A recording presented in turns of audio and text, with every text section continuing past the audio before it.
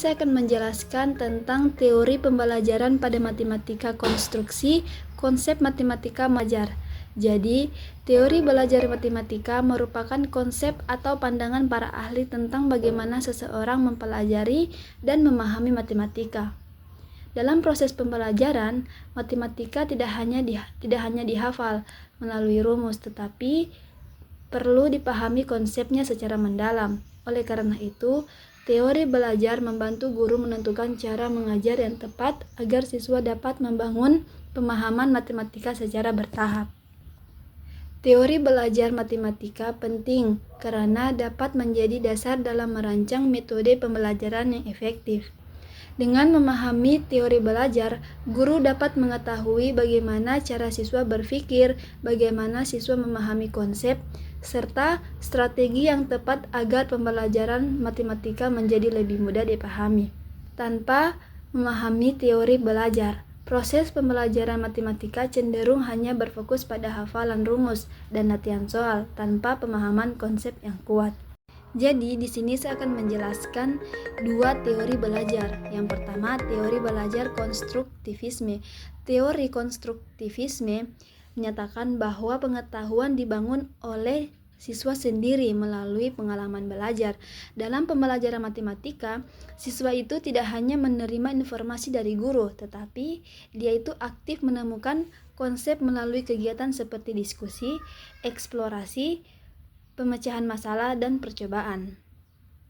Contohnya, dalam pembelajaran luas bangun datar, guru tidak langsung memberikan rumus luas persegi panjang, tetapi mengajak siswa mengamati bentuk persegi panjang, menghitung kotak-kotak pada kertas berpola. Kemudian siswa menemukan sendiri bahwa luas diperoleh dari panjang dikali lebar.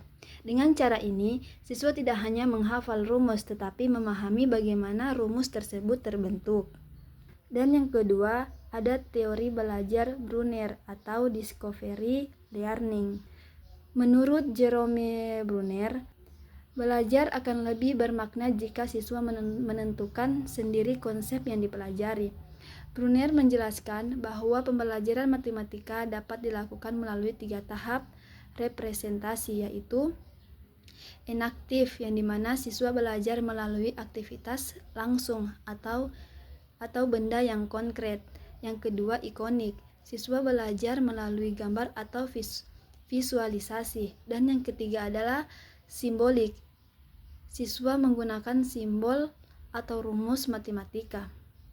Contohnya dalam pembelajaran pecahan, pada tahap enaktif, siswa menggunakan benda nyata seperti kue atau kertas yang dipotong, dan pada tahap ikonik, siswa melihat gambar pecahan. Setelah itu, pada tahap simbolik, siswa mulai memahami bentuk pecahan seperti 1/2 atau 3/4. Melalui tahap ini, siswa lebih mudah memahami konsep matematika secara bertahap. Mengapa teori tersebut sangat efektif? Karena teori belajar sangat penting dalam pembelajaran matematika, karena bisa membantu guru memahami cara siswa membangun pengetahuan. Teori konstruktivisme dan teori belajar Brunner efektif digunakan karena keduanya menekankan keterlibatan aktif siswa dalam proses pembelajaran.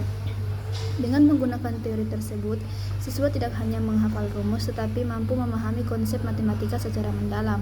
Pembelajaran menjadi lebih bermakna, menarik, dan membantu siswa mengembangkan kemampuan berpikir logis serta memecahkan masalah dalam matematika.